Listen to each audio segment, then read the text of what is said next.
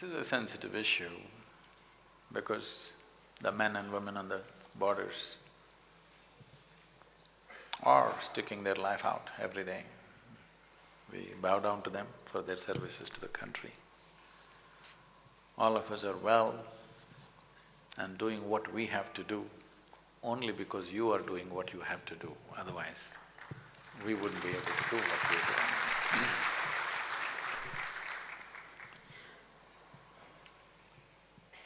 Death is a constant companion for everybody.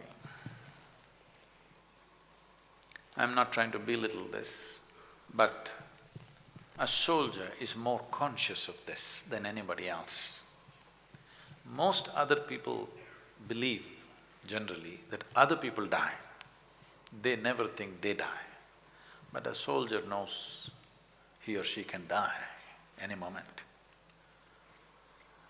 So that awareness makes the job very different from almost anything else that we can do. We must understand this, that in this country, one of the greatest teachings that have happened in this country, I'm not an expert on this, but one of the greatest teachings that is hugely recognized in India and across the planet by many, many learned people is the Gita. You must understand, Krishna chose to give the teaching in the battlefield. He could have done it. 12, 13 years they were in the jungle, peaceful jungles. He could have given the teaching there, they could have set up an ashram and given a teaching, but he chose battlefield because a human being never realizes the nature of who or she is unless mortality is hanging in their face.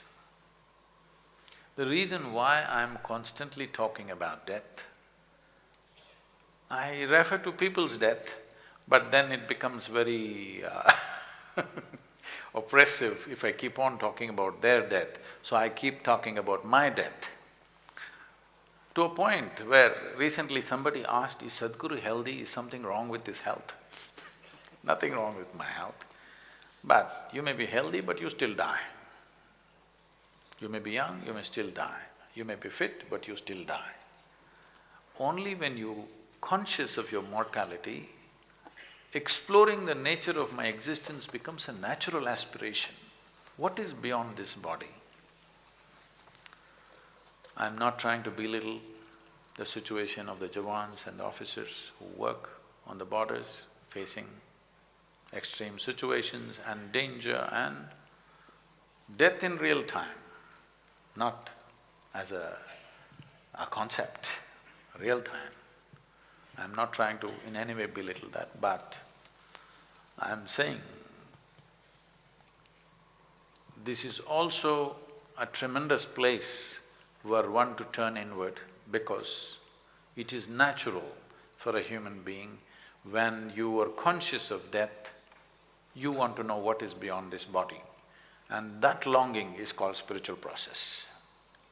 It doesn't matter what is your gender, caste, creed, religion, everybody must have one little spot within themselves which is beyond their body, which is beyond their mind.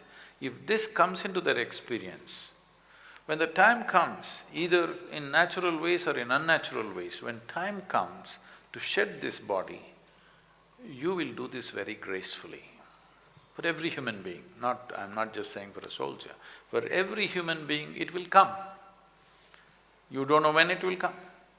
But if you had an experience beyond this body, beyond this mind, your ability to handle this aspect of life would be incredibly better than the way it is right now.